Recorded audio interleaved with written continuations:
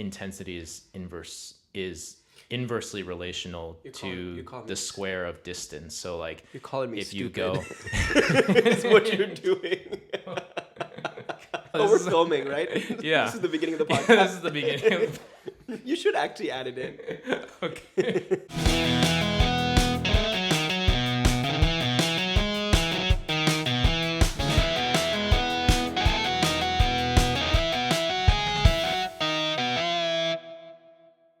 Hello, everybody. I'm here with Rishi Mutalik, Hello. New York City-based actor. Rishi, thank you so much for being here. Thank you so much for having me here, Corey. This studio is incredibly impressive.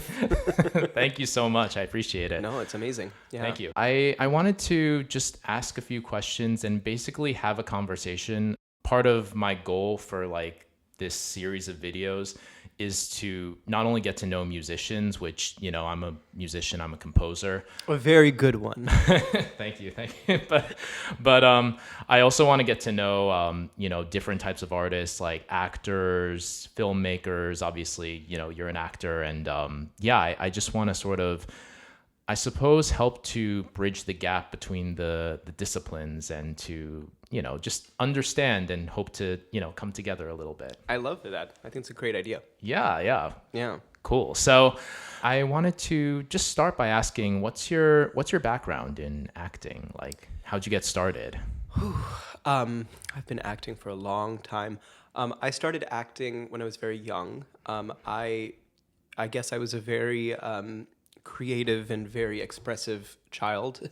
And, you know, growing up in Orange, Connecticut, I grew up watching a lot of like, you know, movie musicals and watching a lot of great like films. And, you know, my parents grew up in India, but my dad loved like, you know, there were certain like old Hollywood films that would kind of make it to India, or, you know, movie musicals from the 50s and 60s, like Sound of Music and things like that. So I grew up watching a lot of those things.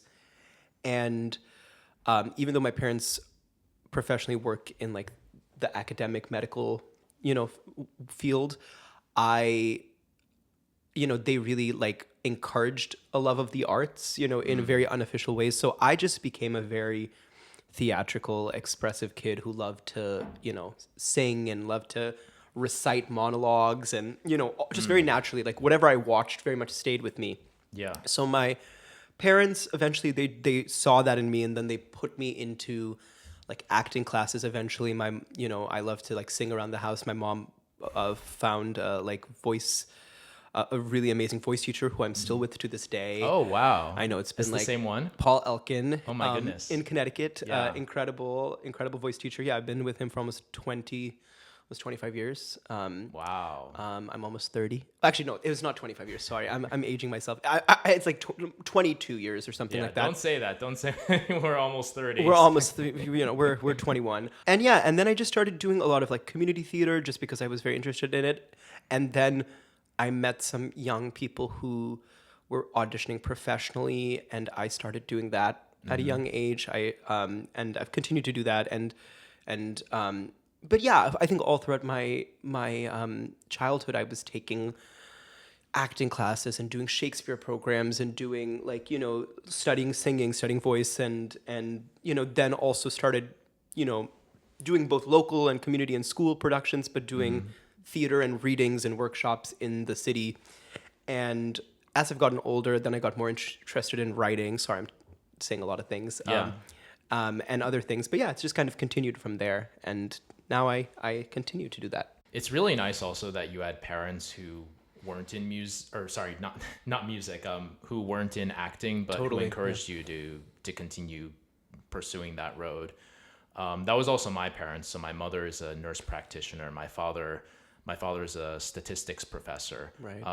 Or I can say were now because they're retiring. Oh my goodness. Congratulations to them. Yeah, I know. It's crazy to think about. But yeah, my father was an amateur pianist, so he played piano quite well for somebody who wasn't a professional. But neither of them like really knew the world very well, and so I feel like in order to trust your kid to do that, it takes a lot of courage. Totally. Your dad taught you, right? Like initially when you were younger, or did he just more introduce it to you? Well, my parents introduced me to a lot of music. So actually, my parents recently uploaded a bunch of like videos from when I was a baby. Oh yeah. And so I could really see just like how much they immersed me in music. That's so wonderful. And yeah, I mean, at that point, like seeing that, I was like, it's no wonder I was drawn to it, because they were just like always playing music for me. My father would always have a game where he would play a piece for me, or a song is called Georgie Girl, if you know that. Oh yeah. And he would specify the number of black keys that he was playing with. So for example, G major has one black key, if we're thinking of the piano. D major has two black keys. So I would be like 3 black keys, and he would play an A major. That's incredible. Yeah, and it's that theory. That's the theory of my parents, how they think that I got perfect pitch, because they did that so much from a young age. At a very young, like important developmental time, I feel like your brain was forming around that musical stuff. Yeah, exactly. Oh, that's so cool. Yeah, important. Like I think having parents who see things in their children, and whether or not it's their own field, to really just choose to take their children's passion seriously, and give them positive attachments to it and support them. I know that's why I'm doing it, and I have a very healthy orientation towards it, and I feel like it sounds like similar for you. Like definitely it's the same thing. Yeah. One thing, as I've been like becoming more serious with music, or I should say maybe throughout the process of becoming more serious, one thing that I noticed is like the world of music, you become more aware of like the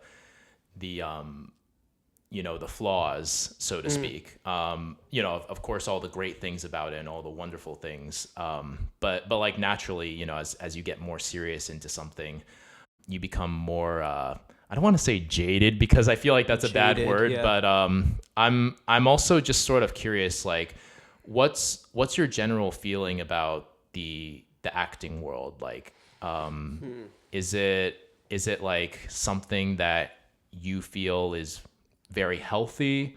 I think obviously the industry is a very, I think it can be a very tumultuous place, for, if you put a lot of mental energy into just kind of, extracting validation from it, I think the truth is, show business, and I think like specifically like when it comes to being an actor is incredibly hard. And I think it's incredibly hard. All artistic paths are very hard, like being successful at them, making money from them. I think what's challenging for a lot of actors is a lot of actors feel very disempowered, because so much of acting is quote unquote getting like hired by somebody, there are ways to self-start, but they're less intuitive. Like, so, if you're in, a sculptor or a painter or something, you can, obviously you need resources, but you can make your own work on some level. Yeah. And you can do that as an actor, but it's a collaborative form. And I think a lot of actors end up just waiting for opportunities and waiting for material. And so that's always challenging. And then I think the business it's a business, you know what I mean? And I think, it's very hard to make a living. I think there's like only like 1% of actors are like employed. Like I think it's like a wild statistic like that. And so I think it is a very difficult place, and I think it can, all the politics and like the racism, sexism, all of the things that are embedded into our society are they're magnified, I think, there. But I think, to me, I felt I've been very, I've worked, obviously within the industry and done things, but I think it's really important to find a way to safeguard your creativity and still kind of love it outside of the business, and be kind of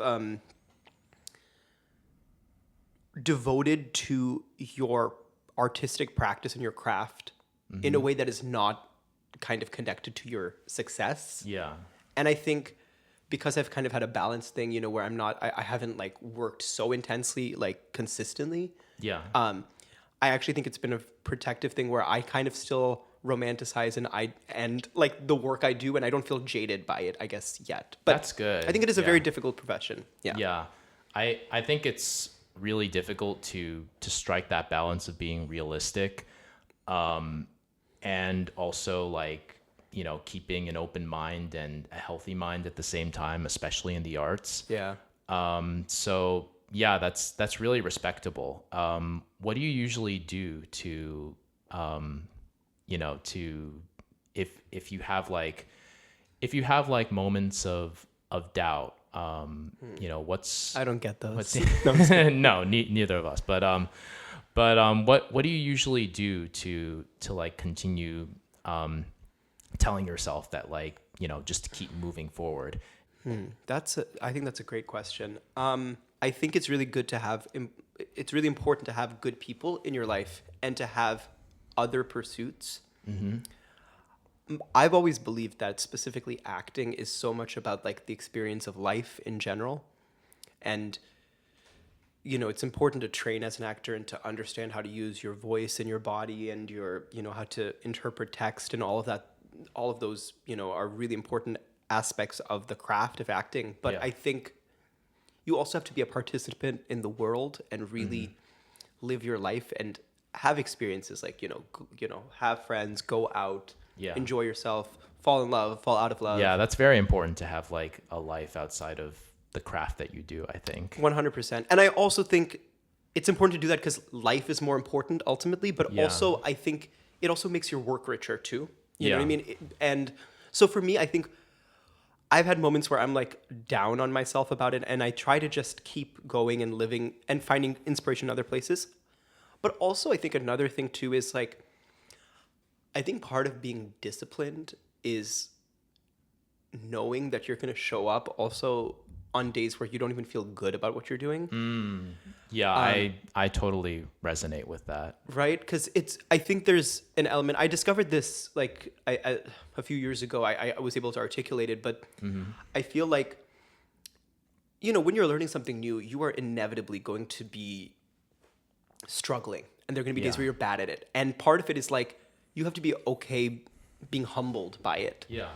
So I think you talk to any artist in any field, they're going to have days where they think they're the worst who ever lived. And then they're going to have days where they feel amazing. And then they're going to have days that are, you know, but it's And like sometimes those are like day after day. Like one Totally. day you feel great, and then the next day you feel the worst. it can be yeah. morning to evening. Yeah, like, you know what I mean? exactly. And you know, it's actually kind of funny. Some days you're like, I'm the best actor who ever lived. And then you watch it back, you're like, oh, I'm awful. And then you're just like, and then somebody says you're good and you're like, oh, maybe I'm not. And then you get confused. Yeah. But I almost think you have to get your ego out of it. You know what I mean? Yeah, and definitely. you have to love it enough to show up, even though you have to go through the motions sometimes, I think, even when you don't. So I try to stay committed to it. But also, like, I think it's important to just fill yourself up with other things and know that your relationship to it is going to change. Yeah. Nothing is final. You know what I mean? And I think it's important, you know, so much of also like, like what these industries do to us is they make us think about how good we are at something. And it's very important to like aim for, I think, excellence on some level and try to, you know, be as good or interesting an artist as you can be. But I also think it's not even the most interesting or important thing for us to figure out about ourselves. I think we just have to find what's interesting to us, keep, you know, filling ourselves up with that inspiration, and then keep working and keep, you know, being stimulated by the things that are stimulating. It's Yeah. not about our skill. It's about what we're curious about. Right. I definitely feel that way as a composer. Hold on, I'm just gonna move this a bit closer. I think that as a composer, it's especially important, maybe even more so than performers, to Totally. have an outlet that we draw inspiration from, because that's like where our music comes from. 100%. And I've realized that when I enjoy a certain topic matter that I'm working with, whether I come up with it myself or whether it's part of a commission contract, versus when I'm just working with something that I just sort of came up with on the fly. Like, the difference is night and day. Right. Like, when I don't like the topic, I'm just like, oh my God, like every second is, feels like torture sometimes, because I'm just trying to put something together that doesn't have like inspiration to begin with, and that kind of sucks. Totally. I also think that it's very important for composers to get out and network with other people, and that's something that's honestly not taught enough in school.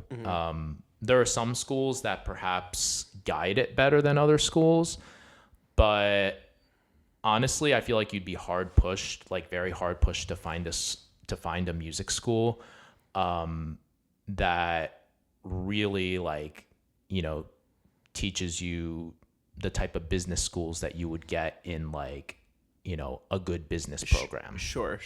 Yeah, like just the kind of practical things you need to do well. Yeah, exactly. And I think, to your point, I also feel like networking can be a very useful thing just practically. Yeah. But also, I sometimes don't even like to think of it as networking. I think it's just important to have community, like an artistic community, definitely. because I think sometimes when people say network, you think, oh, I'm going to go into a room and I'm going to you're like, oh, yeah, you know what I mean? I mean, And you can't think that way though, because if you think that way, then you start getting in your own head. Totally. And you don't come off as natural, and that usually doesn't work out well. And I think, like you said, like even what you were saying about when you make something and it's not like from a place that's actually inspiring you, it's not satisfying. I think similarly with people and collaborators and friends, you want to find people who you really mesh with and people who you really feel drawn to and stimulated by. Yeah. And I think especially when it comes to I know it's true for actors and people you want to make things with, you want to find people who are like-minded and generative and actually kind of inspire you. More than just people who you're like, oh, that person is good for me to know. You know what I mean? Yeah. But yeah, I think that's so important. I think people, just having community is so important. No, I totally agree. And that's honestly part of why I came to New York City. For people who don't know, I just finished my doctorate in Bloomington, Indiana. I was at the Jacobs School of Music, and I did a program. Drop that casually. He's Dr. Chang. Just in case you want to know, this is Dr. Chang, the Dr. Chang radio show. Well, I can't fix your patience, but I can fix your voice leading. But did you just come up with that? That's phenomenal. No, that's it was I stole it from somebody. Okay, plagiarizing. Yeah, so I had just gotten my doctorate at Jacobs, and part of me was thinking I could live in Bloomington forever. I could sustain a life here pretty easily by finding a stable job, doing some freelance gigs on the side, teaching some students, and live in a comfortable community that honestly was quite kind to me. And I liked being at Jacobs and everything. But there was just some part of me that said there were these two paths that I could go down. One path was the comfortable path, the path that I just described. Right. And the other one was to try to pursue something that I believe I had a chance to obtain. Maybe obtain's not the right word, because that's but you wanted to grow in some way. Yeah, you exactly. wanted to have a new experience. Yeah, exactly. And I felt like New York City was an environment I was in before I did my master's at Juilliard, but only for one semester because I was there during the pandemic, so most of it was online. And I wanted to have another chance basically at the community in New York City, because the first time I felt like I wasn't really ready for it. I was like, hold on, I'm not ready. Yeah. It's also COVID. Yeah. COVID makes it hard. Yeah, exactly. To meet people and do all the things. Yeah. I mean, I don't know what you did during COVID, but I was in Connecticut. You were in Connecticut too, right? I ended up being unexpectedly being in Connecticut. I was living in New York, but then ended up I was in Connecticut, and then because we couldn't go anywhere, had to stay there and then moved back to the city. But yeah, I was in like a little bit of a different place. Like I had gotten out of school at that point, so I was I didn't have like an experience kind of upset like that, but I did. It was a weird time, and I think in terms of like career, it was like, well, there was no theaters, there was a lot of Zoom stuff, but yeah, it was I think that was a very interesting time. But I also felt though, like at that time, I was like, okay, I need to reclaim my own creativity. Yeah. Outside of these things because they just don't exist. I felt like it was a time that was honestly quite peaceful for me. Right. But again, that sort of gets into the same motive of comfort, which is a double-edged sword. It's nice because comfort's nice. It makes you feel happy in the moment, but perhaps it's not always the best thing long term to be too comfortable. And I felt that COVID kept me in a place where I was living with my parents, and I was in a stable place, and I'm very lucky to be able to say that because totally. But also I really had to try hard to keep myself motivated and to keep writing and doing that in a place where we didn't know when the world was going to open back up again. It wasn't easy all the time. It's terrifying. Yeah.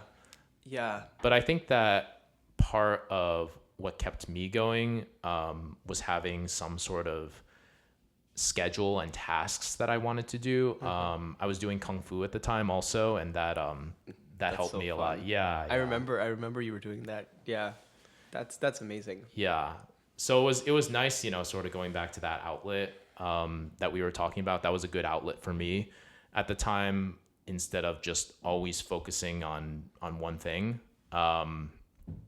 And I also think that, I was lucky to have people that I wanted to collaborate with and who wanted to collaborate with me. So I worked on some projects. I wrote some pieces for solo instrumentalists and a couple of chamber works. So it was nice to have projects at the time. Totally. I was also applying to doctoral programs, so that kept my schedule pretty busy. I had to study a lot of history for that because that was not a strong suit for me. No, but it's amazing. I mean, and I think to your point, like I had a similar experience of realizing, I think it was I also felt like in my life I was very fortunate. It was a peaceful time. It was a very, I think, alarming and very upsetting time. Yeah. Outside, in the world, and a lot of things. I think we were thinking about a lot of things politically and creatively, and so many places. Things were being transformed, or that was the hope, at least. Yeah, definitely. It didn't all transform, but I think I also felt I needed to have some structure, and I actually developed this practice during the pandemic where I was just thinking, okay, like, what can I do as like a performer, as an actor, as a singer, like all of these things that's just for me every day, but is also kind of growing me. So I kind of did my own version of like morning pages. But what's that? So I'm not sure if you're familiar with the Artist's Way. You've probably I know, yeah. About the Artist's Way. So like I wasn't exactly doing morning pages, but I did like 10 minutes first of acting, of like monologue work, 10 minutes of like vocalizing, 10 minutes of movement. Yeah. And then this was like more like the morning pages thing. But then I would do like the writing that is kind of like morning pages afterwards. Yeah. And I would start my day doing that. And I did that for like about a year. Oh, wow. During that pandemic, like the year when we were really like there was lockdown. And it was, I think, like internally very transformative because, and I wasn't able to, it was harder to like keep that going once the world opened up because, you're outside and you're doing things and. Yeah, of course. But I think it was just a reminder of like every day, like I'm having my own internal work that I'm really focused on.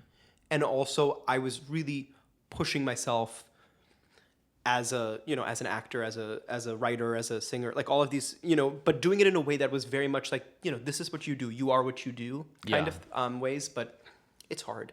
It's hard to do that in the real world when you have to like go places and, do all that. What was your first big memory, like childhood memory as an actor? Wow. Or I guess it doesn't have to be your first, but one that sticks out to you. The one that came to mind, this is so I used to love Disney villains. I used to love like hamming it up as Disney villains. And I was, when in preschool, I think my favorite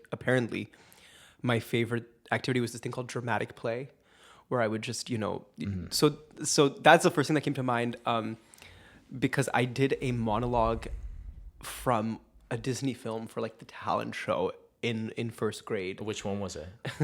It was Snow White, and I was the evil queen. Oh my goodness. Which is hilarious. And that's another thing of like, my parents didn't go like, oh, that might be a weird thing for like, this boy to do. Yeah. They were just kind of, and it was nothing more than I was just like, like very curious dramatically about, just, I wasn't thinking in terms of, oh, like that's a queen, and, and all of that stuff. But I think I just had that childlike imagination that all children have. Yeah. And so I did that.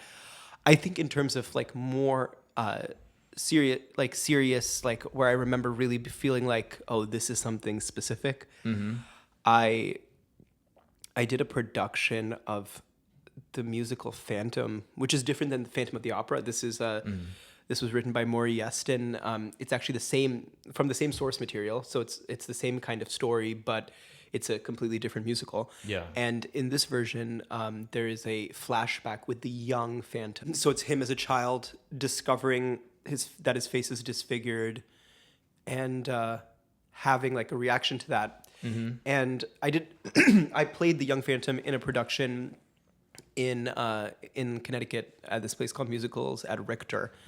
Oh, nice. And yeah, I remember just having a very, like, I remember I had this song and I had to skip onto stage, and I had this makeup on that kind of showed my disfigured face. And I had to look in the water, scream, and then I sang this kind of like aria almost. And it was like, I remember just being so kind of amazed at just how cool it felt. There was a real feeling of like, oh, I'm having an experience, like something very kind of heightened and like magical is happening to me. Yeah. And also just, it was a very kind of affecting emotional moment in the play.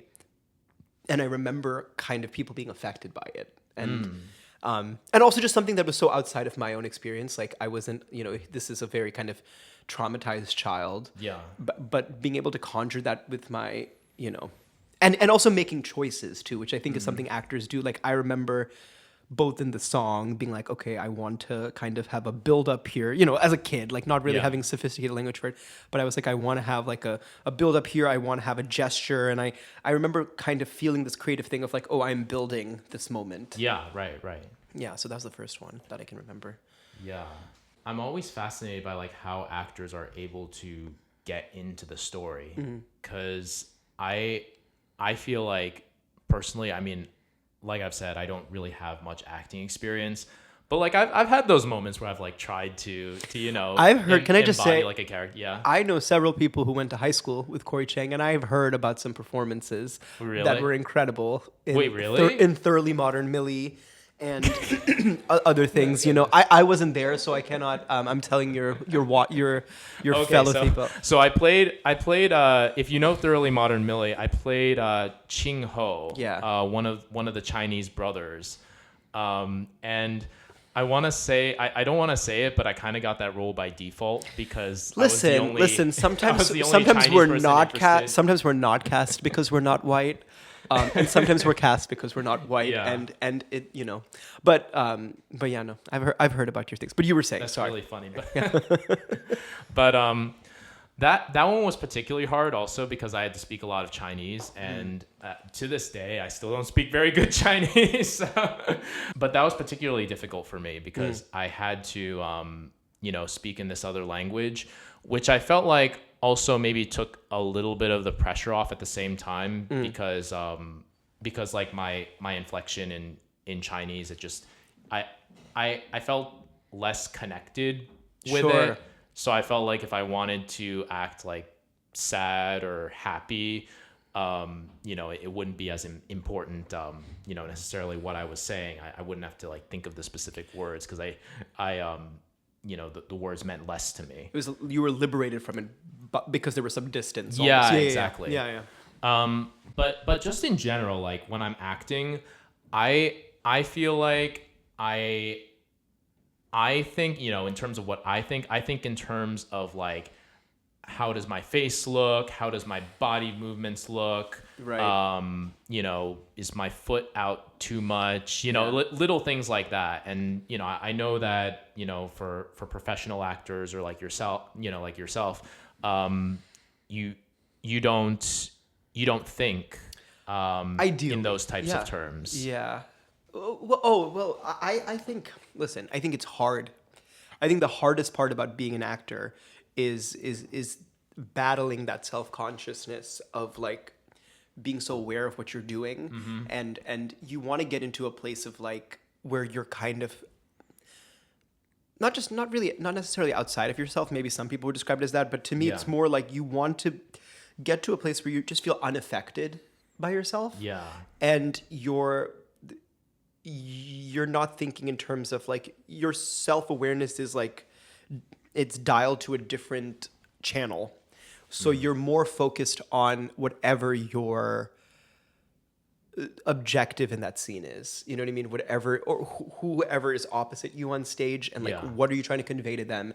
And that's what's driving you rather than like, how do I look right now? How do I sound? But it's hard. And I think the work we do is to kind of get away from that.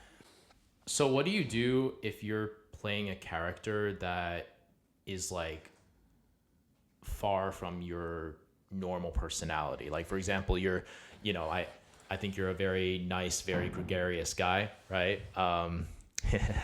And like, what if somebody asked you to play like some drab, boring, Eeyore,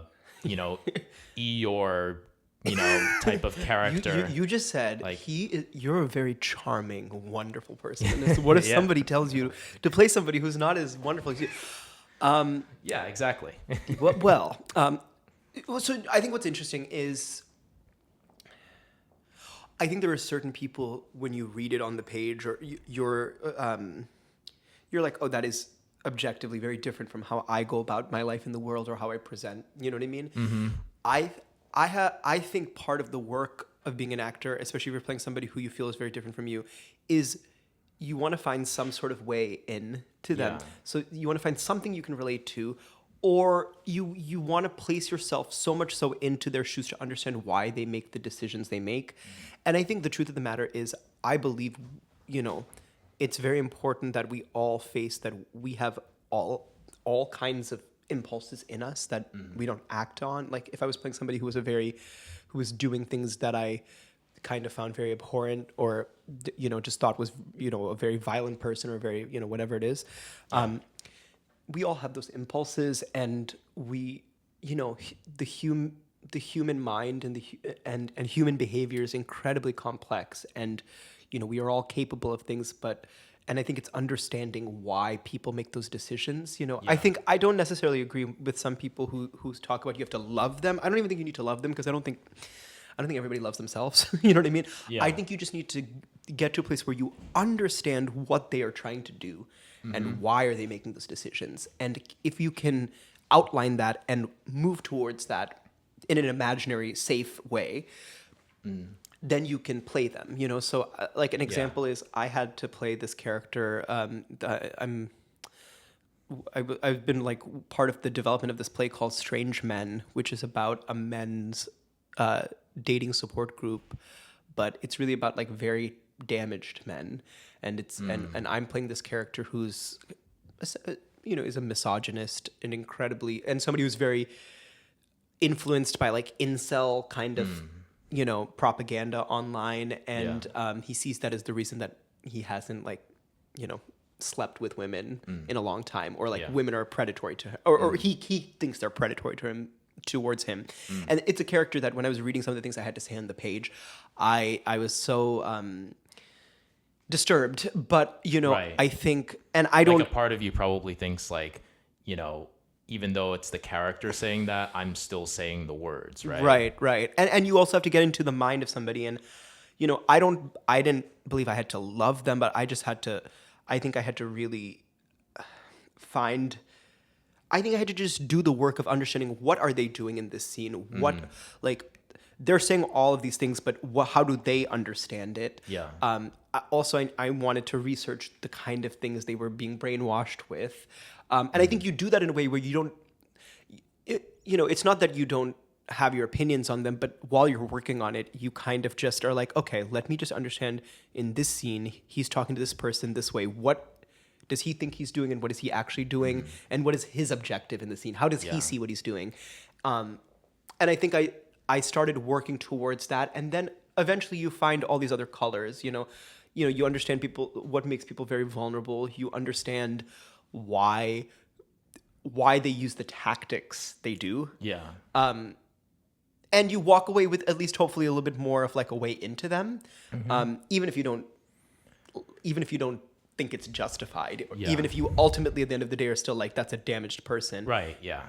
People react to things differently, and some people's reactions to the pain they go through is a very different thing. Or some people just decide to do certain things because they think they have certain values and stuff. So I think it's just trying to understand those impulses in a way that is playable. Yeah. And then you're just doing it. Like it's not about you. It's not about, I'm embodying that. It's like, this is my work. Yeah. And that kind of goes back to the conversation that we were talking about. Like, if you want to make yourself cry, you either try to put yourself, like you think of a time that made you cry versus you think of the character, why they're crying, and the second option. I thought you were going to ask me to make you cry. No. I'll do that later. If you can make me cry on demand, Rishi, go. Can I make you cry on demand? Yeah. Just slap you in the face. Yeah. I mean, I think with emotion, people have different actors have different ways of going about how to get to emotion. One thing that stuck out to me, there are two things actually when it comes to crying that were imparted to me when I was younger. One is when people are crying, they're trying not to cry. Mostly, especially if they're crying around somebody else. It's not like, because I think when you're young, you go you want to just really go for it. But I think most people are, I know the times in my life when I've cried, like I'm trying to hold back. You know what I mean? If somebody's hurt me or something, so there's that. And then I also think too, like cry. Another thing I was told is like if you think you're supposed to cry in a scene, you don't have to, because crying is also something that I think if it feels manufactured, and also another thing is like, it's more important to make the audience cry, which, and the thing is like, if you're in an emotional scene or scene that's you think is supposed to be emotional, sometimes if you're just reaching for the truth of the scene and like let's just say you're playing somebody who's like, like lost a family member or something, and they're like gathering their stuff, you know what I mean? In a room full of people, they're going to be gathering their stuff and trying to keep it together. But as they see things, they're like, oh, that's that's the book they had. That's the thing. You start to stimulate yourself. And then before you know it, if you're just pursuing what the character's doing, sometimes the emotion will just hit you. And you don't want to manufacture it always. So I'm a big believer, like don't self-consciously play it. And I personally also don't like, as you were referring to, like, I don't feel like you should go into your own memories and be like, oh, this is when I cried when like my heart was broken, or when my pet died or something like that, because I think one, that's not a well you'll always be able to draw on, and it also takes you to a place that is different. It's much, I think, to me, I like to move towards whatever is in the text and then see what happens. I really like that comment that you said about when you're crying, you try hard not to cry. That's actually exactly what I saw on this YouTube video. I'm forgetting exactly what the channel is, but it was analyzing one of the famous scenes from La La Land, I think it was, with Emma Stone, right? Yeah. Where was it Ryan Gosling? Yes. Ryan Gosling had just told Emma Stone, and I'm using the actor and actress's names because I've never seen La La Land, so I don't actually. It's a lovely movie. What movie. What are the characters' names? I do remember. I think it's Sebastian and Mia. Oh, Sebastian and Mia. Okay, so Sebastian had just told Mia that he got her a job, and she said she wasn't going to take it, basically because she was kind of done with the acting world and all the misogyny and everything, and she also didn't know whether she was good enough, and in that scene they had like a beginner, an intermediate, and a professional do it before they showed the original scene. And one thing that they were saying was like the beginner and the intermediates, they were really trying to show what was going on, and like if they were like scared, it was like, oh, I'm scared or something like that. They're indicating it. Yeah, exactly. And even like the crying, like some people when they were sad, I think maybe it was the intermediate that was like really breaking down, in a way that sort of signaled like, hey, I know how to cry and how to look sad. Right. And it was the professional that really got across that, yes, she was emotional and she was crying, but she was also trying to hold that back. Right. Which, yeah, I mean, that's almost like a double layer of skill, because you have to get to the point first where you know how to convey that emotion before you know how to hold it back. And totally, and you have to find what you're playing against. It's more interesting if like emotion is, if you don't want to manufacture emotion. Emotion is something that happens to us. You know what I mean? Yeah. We're just trying to do things. We're trying to have a conversation right now. If emotion came up, you know what I mean? Right. It would just happen. I feel like all kind of an actor has are the things they're playing towards, that they're actively doing. Yeah. And you just want to make interesting choices. Like, what is this character thinking of? So, she's probably she's just trying to have a conversation in that scene with her partner and explain, this is what I want. But as she's talking about it, it's affecting her. Yeah, right. And as his responses, he's like, no, or I think I remember the scene.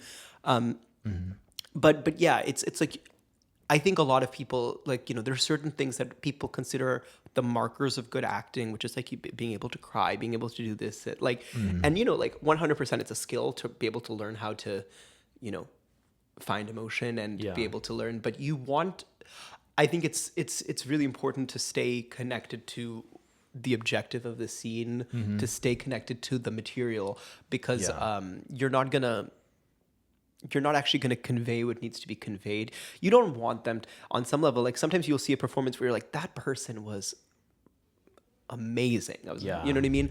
That person, the way they cried. But sometimes that's not, like, that can happen as a result. But, you almost don't want them to, you want it almost to be invisible a little bit, I think. You want them to be so connected to the work, because if they're connected to it, the story, then they will think you're amazing. Like, that will be a result. You know what I mean?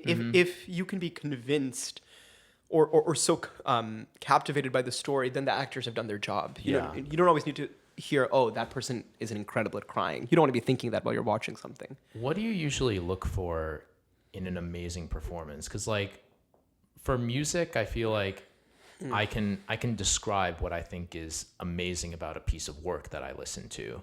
For acting, I feel like when something moves me, I can't really describe why. I mean, maybe I can if I think about it, but I don't know like the techniques or the jargon to describe it. That's interesting. So when let me ask you a quick question first, and then so when you say you look for things in a piece, what kind of things do you look for? Well, I look for motivic development, form, how ideas are conveyed, if things happen that I don't predict. Basically, if somebody does something in a unique way that makes me think like, oh, I wouldn't have thought of that, but it makes sense now. now that it's put that way, like it's not what I would have come to as the conclusion, but it's what you did and it feels right. That's usually what I feel like is the marker of like good music. So like some element of surprise. Yeah. Yeah, exactly. Amidst also other technical things. That's interesting. I think that's something I would look for in acting too. Yeah. I think there are certain things, sometimes you'll watch somebody on stage, I think stage and film have different requirements, but there's certain technical things like on stage, the way people use their voice and their body and the way they're, the way they handle text and all that stuff. And in film, it's, I think it's the way they can use the camera to their advantage and really be expressive and but I think to me there's an element of surprise. There's an element of investment I feel in their work. I'm trying to think of a performance. This week I recently rewatched this film Misery that was it was directed rather by Rob Reiner, who just tragically passed away. And it starred Kathy Bates, and she's playing, she won an Oscar for this film. She's playing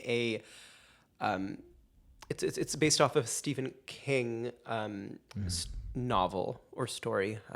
You can Google it. I'm forgetting, but Google it. Google it. I think it's a novel. It's a novel. But it's about an author who's essentially kidnapped after he has an accident by his number one fan. And she's taking care of him, but she's also kind of like torturing him. And Kathy Bates plays this character. And the performance is incredible, but what makes it so incredible is she's not just like funny and terrifying when she needs to be. There's an element of you genuinely do not know what she's going to do next. Yeah. She's an incredible actress, started in the theater, has, an amazing film and television resume. She's a legend for a reason. What makes her so compelling is you genuinely feel like this is, a human. You're watching a real person who's incredibly nuanced and whose responses can flip on a dime. Yeah. And you genuinely do not know where she's going to go in a scene. She can be incredibly cruel. She can be incredibly warm and kind and almost vulnerable. And you almost feel for her in some scenes, and you feel her loneliness and her, the softness of her. And then you feel how brutal she can be. And the craft is all there. Like, I can see that she's an amazing actress. I can see that she knows how to deliver text and she knows how to do these things. But it almost goes to the back of my mind because I'm just so engaged in the story. She kind of has captivated me. And I think with good acting, obviously, and you probably feel the same way, because we are in our fields, we have a rich amount of technical knowledge about these things. So we are going to think about them in that way because we're interested in them and we want to learn about them. But also I love when I feel like that I'm almost being pulled out of that a little bit, and I'm just kind of a person going on a journey. And there is kind of this ineffable quality. So I think the fact that even you said about acting, that you don't necessarily, you can't always quantify why you like that thing. I think there's an element of that I still want in a performance where I feel the same way musically. Like within the composition field, there are what we call extended techniques in instruments, which is when you basically take an instrument and you make a sound, a certain sound that isn't usually thought to be typical. So for example, the violin, some extended techniques, maybe, you usually play with like the hair side of the bow, but playing on like the wood side of the bow. It's a technique called colegno or colegno battuto. So that would be an example. And, a lot of conservatory programs will teach things from a technical perspective, which is necessary for a lot of students to learn these things because they need to, they need to know them as like a basis.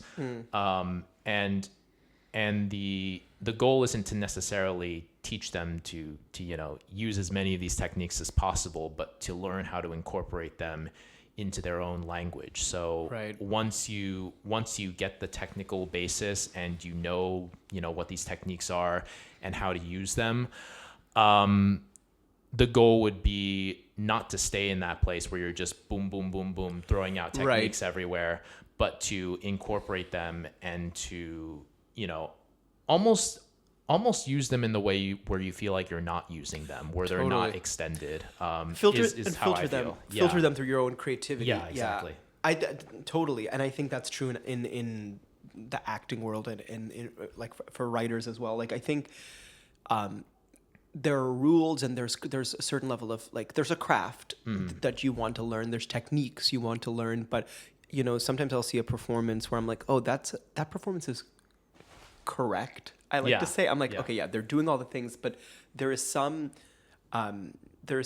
missing. There's a level of like, they have not filtered all their technical prowess through their own creativity. Yeah.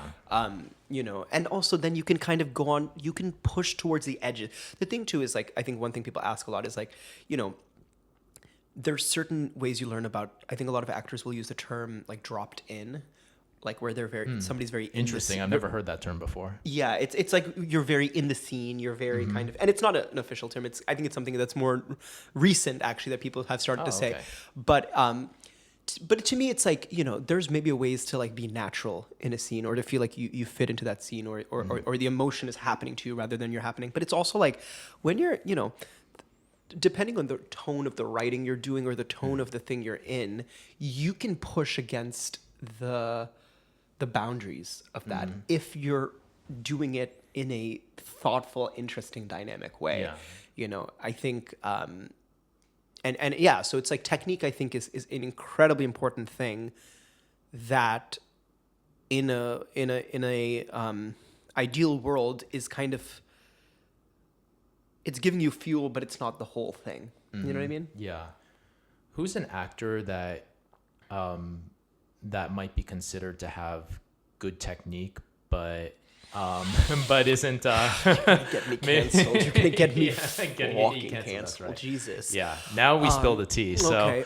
An actor who has good technical skill, but maybe is considered to not have the depth of some of the greats.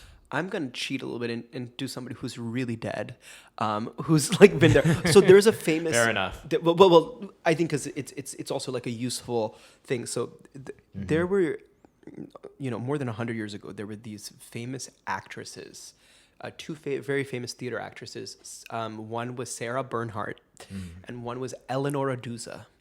And these were actors who I have never seen clips from because this is from before the time clips existed. But they were both like ladies of the theater, and they were both famous for, you know, really giving performances that people remembered in different ways. So Sarah Bernhardt was an actress who many people would say you would be wowed by what she did, you know, and there was definitely talent there. She would, you know, she could recite these words in a very vivid, colorful way. She could, she had these grand gestures. You know what I mean? There was something very triumphant about the way she acted. But it was much more like externalized acting. It was much more like she was using her craft, which was, I think, pretty immense. And, you know, she had her devotees, like people who loved her. And then there was Eleanor Aduza, who very much is considered like a godmother of a much more modern type of acting, which was less representative, like or sorry, it was less presentational and more like the essence. So Eleanor Aduza was much more like there was a subtlety to her work. There was a nuance. You really you didn't feel like it was some big performance. You felt like you were watching a real human being on the stage. Yeah. And people would see these women play the same parts in different productions, and there was a huge just difference in the philosophy around acting. Eleanor Aduza really believed in kind of internal inspiration. Yeah. And I think her work was ultimately more affecting emotionally to the people. Yeah. You know what I mean? But it was less adorned. So I think there's always been a little bit of that of, you know, and I think people have their opinions about people, you know, who are here now. I think, you know, there's a lot of different types of actors. I have respect for a lot of different types of styles. You know what I mean? Different people are right for different things, and different people have different skills. I believe especially coming from the theater, which I do think requires more a more kind of athletic and rigorous technique maybe than film does. Although film definitely has there's incredible technique to great film acting. Yeah. I think you need a little bit of the kind of, you want to have an amazingly expressive voice and incredible facility over your body, and like understand how to break down text and all of those kind of more formal things. I believe you have to have that, but I also believe you have to have a little bit of like something anarchic and chaotic, and something that's a little bit more. It's more about your spontaneity and how some sort of abandon. That. Yeah, and I think the great actors bridge that somehow.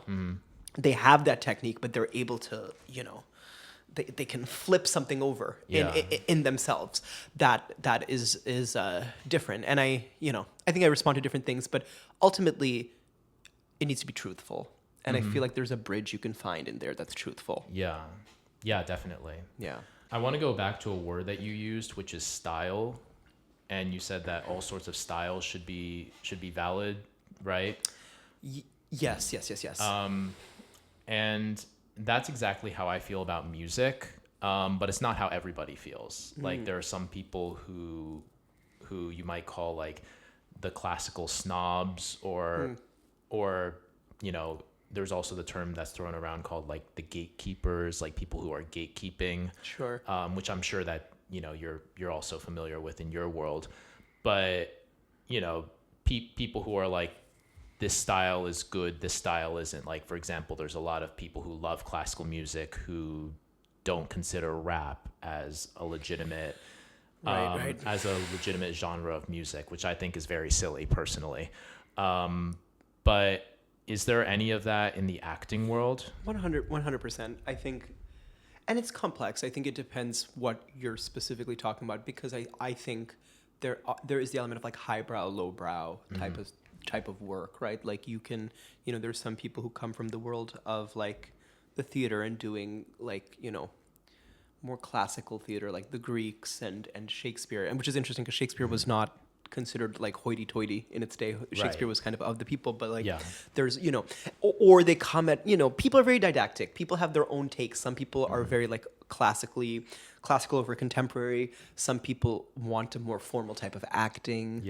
Some people are more performance based. They're not even about scripted things. They want like something more avant-garde. I think that I don't even know if that's like, so there's differences about style. There's differences about medium. There's some people who are like, cinema is more useful than television, all of that exists.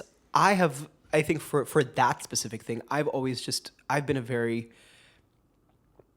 I have very eclectic taste.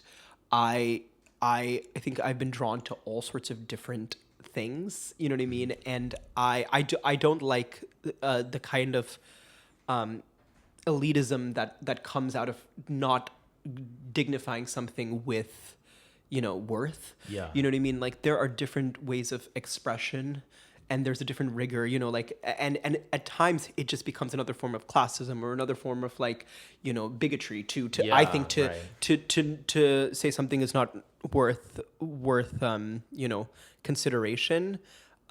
That being said, I think there's a standard of excellence in anything you do.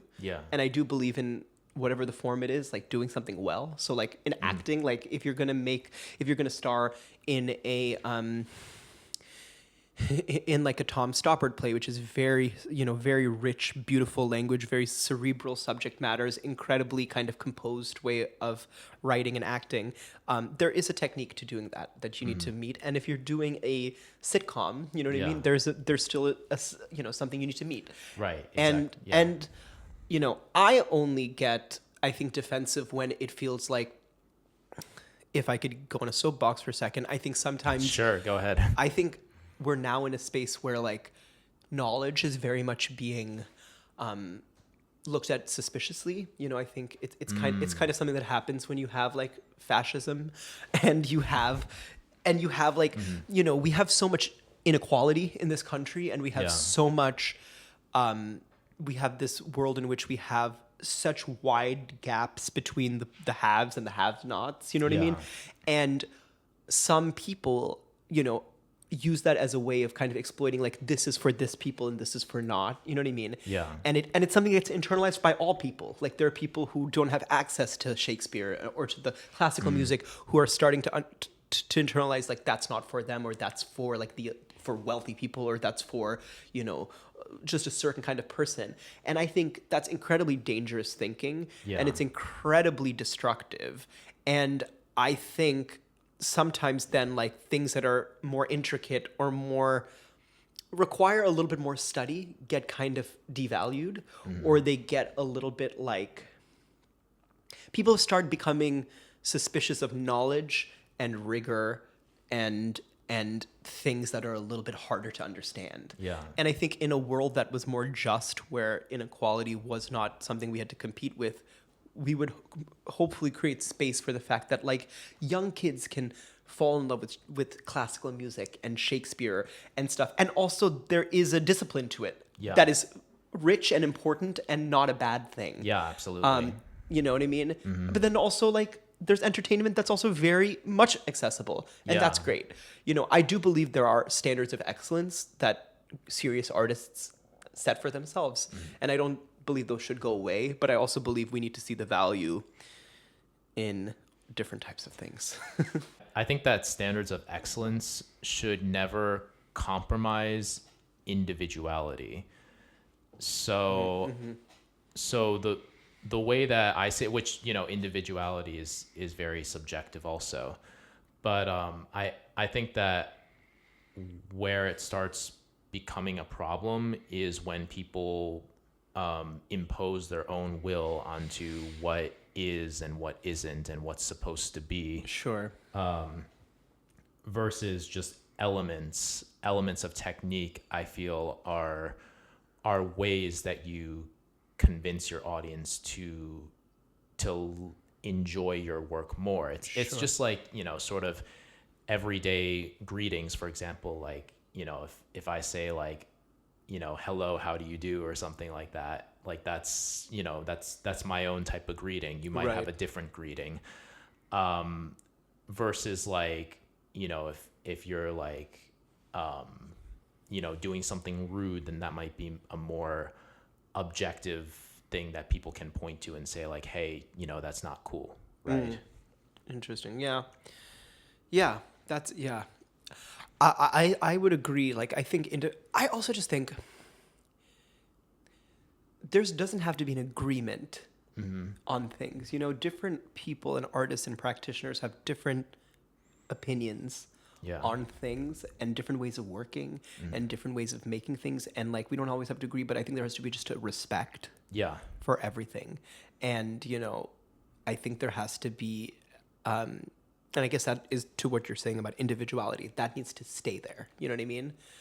Because otherwise then we're lost. You know what I mean? But I think in all of our fields, I'm sure, like, in the classical music, like, there are composers who probably hated other famous composers, and then they made their music. Yeah. They made their music in kind of rebellion against them. Like, I think that's the history of art. Yeah, you know what I mean? There's plenty of that. And there's plenty of opinions. And, there are people who, like, I don't respect their work. You know what I mean?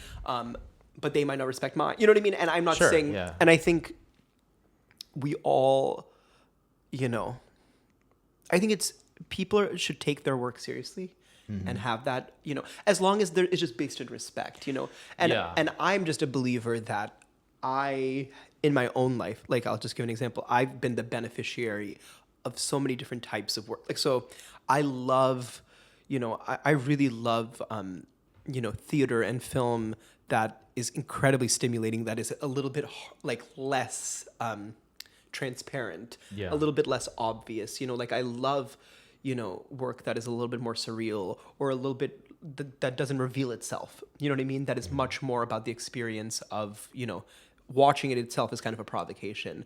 And it's a little bit more highbrow, so to speak. But I also, like, have been, like, I love the popular movies and the musicals that have delighted me and made me laugh and, like, aren't as sophisticated. You know what I mean? And I think as an artist, I'm drawn to both. You know Yeah. what I mean? I'm really curious about making things that are really challenging, but I also believe in entertainment Yeah, too. I think it's also a matter that like this is something that's so personal to us, 100%. and it's important to as you said, to respect that. Like I personally would never look somebody in the eye and say that this piece that they spent their heart and soul in for multiple months was trash. Like I could never imagine doing that.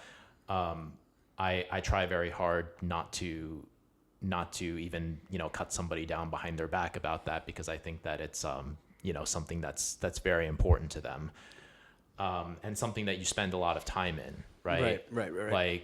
Like if you spend months and months and months trying to research a character, trying to understand the character, and as you said, even look up some background, that would get you as a contemporary to understand how that character feels in their specific point in time, and you put all that heart and soul into it, and then just to have like some random audience members rip it off and just be like, oh my God, that was horrible, right? Yeah. Like, I mean, it's interesting, especially with the internet, it's so easy to receive so much criticism over something that you've tried so hard for. Yeah. That's interesting. Yeah. Listen, like I'm very critical of things I see, at times, you know what I mean? I think that can exist as long as, like, I think to your point, it's built in respect. I think I have it's like when you see your friends in something, there's this kind of unspoken rule of like, they're your friend and you know how hard they worked. And when you go backstage to see them, you're going to give them all the love because you know how vulnerable it is. Regardless of what the piece is or the success of the piece is, you know how vulnerable it is and how much work it takes to build something and to go up there and to do it. So I definitely agree with that. I think, in terms of like people receiving my work in a way that's not, that hurts me. You know what I mean? I believe also in criticism and like the people talking about the work. I just think there needs to be a separation of like, personal attack, you know what I mean? Unless somebody's doing something that's truly like the performance was offensive in a way that needs to be looked at. You know what I mean? Yeah. I believe in letting. Yeah, I mean, I think it's so hard to make anything, as you know. Yeah. Like it's so hard to really kind of extend yourself and give yourself over to some project in any way, or to create a piece or whatever it is, and I have such respect for people who are able to get up and engage in creative acts, and a love for that too. Yeah, absolutely. I think that part of the reason why it's difficult also is that we get in our own heads, and to sort of bring it back to what we were saying, like there's always sort of that voice in your head that says like, maybe you're not good enough, or maybe someone else is doing something that's better. Like, personally, as a composer, I think that one of the worst things that you can do is to compare your music to other people's music. Yeah. Because if you start thinking like, oh, I wrote this way, but this other composer wrote this way, and if you write that way, then you can say, well, this composer wrote this way, and then you can, you'll never ever be satisfied to the point of like you did something that nobody else did, because that's just not possible. Totally. It's not possible to create something out of thin air in a vacuum without without the hindsight of everything else that's been done. So trying to do that is just a fruitless effort. And also, we're unreliable critics of our own work. We don't, we're never going to give ourselves enough credit. You know what I mean? And it's also, I think, again, not your job to assess your own work like that. You know what I mean? Yeah. You can assess it from different spaces as like a creative person, but you don't have to judge your work in the context of other people's work. You know what I mean? Yeah, definitely. Yeah. Let me think if there's any other questions I want to ask. Oh, I know. Okay. Oh, you got excited. Yeah. So I have another question for you. Sorry. What way would you like to see the acting world being taken in? Is there any sort of direction that you want to see being taken in the acting world that's not currently being taken? I would like all the parts. I would like all the parts. You heard it here. Give him all the parts. And like all the money. I think. Oh, that's a. Well, it's a very weird time in the world, and I think that has bled into these industries. You know what I mean? I think the craft of acting and the craft of the craft of making theater and craft of making film, they're all being kind of devalued. I think like we're entering a very capitalistic time where like the arts in general are not being given the level of like, I think watching, reading books and listening to music and watching films and watching theater, like these are incredibly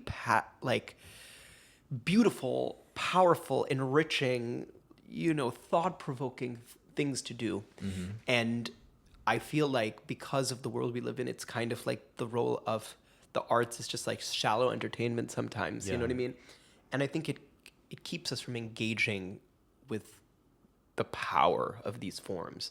And so I just hope we get to a place where like in popular culture, people are going to the movies and going to the theater and in general, first of all, because people are not really going as much as they used to, which is very sad. Yeah. But people are going there to really have an experience. You know what I mean? To really be challenged, to really like to laugh and to be, to be entertained for sure, but to be stimulated, because I think it will allow the quality of the work that we do to be higher. And it'll also like, these days it's very hard to get really interesting pieces greenlit, both in like Hollywood and in the theater. You know what I mean? Like they don't sell. The people don't think they're going to be interesting to audiences. You know what I mean? So I just hope there's more curiosity, and I think it's cyclical. Like you can look. I think if I'm talking about both the theater and the film world at least in America, there have been times, and it's very much related to political, what's happening politically, where like, in the 70s, there was a real, while there was counterculture, like the movies that were coming out at the time were incredibly like independent minded and very political and very, very just like unconventional and marching against a beat of drum, and it gave birth to a generation of artists like Al Pacino and Sissy Spacek and Robert De Niro and Jane Fonda, like people who were incredibly dynamic and interesting and not cookie cutter. And then and then in the theater at the time, that was the time of like Sondheim. You got an email, you know what I mean? Love those. But it's like, in the theater world at that time, that was when Sondheim was around and the really complicated, interesting work was happening. And then, then the 80s were more commercial all around, and it was more like, different types of work. And then so the world is constantly changing, but I just hope we get to a place that's kind of, people are more curious. And then I think the work we can do, you know what I mean, is going to be richer. You know what I mean? That's what I think, I hope. Just that we work towards that. Do you think there's any way that we could get to that as a society? Because, not to bring the gray cloud above us or anything, but I think that but I think that technology seems to be heading only one way, and that's, towards progress and towards more explosion of, AI and everything. And I'm not sure if I see a way that we go back from that right now. So how do we get people out there like the olden days, to concerts, to shows, to theater productions, like it used to be? It's a big question, and I think it's kind of it's I think what we're all grappling with. I just believe there has to be resistance to this current moment because, you know, like technology and, you know, even as technology progresses, I think we're getting to a place where it's so easy to see the corporate like agenda behind so much of what's happening. Where, you know, and obviously it's aided by a government that is very hostile to all life and anything that's beautiful and anything that is going to help or nourish people. I think it's just important that artists / people with consciences, you know, resist and have conversations about these things. You know, I've been hearing about, I don't know how widespread this is, but like I have friends who are educators who talk about how their students are kind of starting to get sick of phones and starting to like read books and like Really? go outside. And, you know, and I hope there are continued kind of, because I think frankly, like it's our humanity. It's, you know, all of these things are what actually feed us as humans more than like these other things, you know? And I think there's a feeling of like, if we lose them completely, if we outsource the best and most interesting parts of ourselves to technology, we are going to suffer spiritually. We are not going to be as happy. We're not going to be as connected to the things that ultimately really bring us joy. So I just hope there's continued conversation about that. I do agree with you. It's very easy to be pessimistic during these times, and I think things will change, but I just hope there's resistance. And I do hope that also, like on a more practical level, like when we have an administration that is more just, you know, compassionate, To put it lightly. That at least there's, you know, regulations and certain areas where we can have conversations about like, okay, technologies are coming, but like, here's where they're not allowed. Here's how they need to be like marked. You know what I mean? Because this is not just the arts, it's happening everywhere. It's impeding our life. So I don't know. I think that is the part of like being an artist is like, when you value those things, you end up kind of becoming somebody who's just advocating for political progress, you know, in a good way. So yeah, I think that's the only way. But I think it's going to be hard. It's going to be hard, but hopefully we will at least be under a regime or like there'll be a change that will at least make it easier for the people who have, you know, who care about these things. But I have to hope that at the end of the day, we all, you know, these things actually do make us human, and they're not going to go away completely. Yeah, definitely. Yes. Thank you so much, Rishi. Thank you for being here. Thank you for having me. Yeah, it's been such a pleasure having you here, and this was a great conversation. Thank you, Corey. And thank you for asking such interesting questions and sharing such interesting things. Yeah, absolutely. I will be tuned in to every episode that comes up. Oh, you better. Yes. All right, let's end with a cheers. Cheers. 1, 2, 3.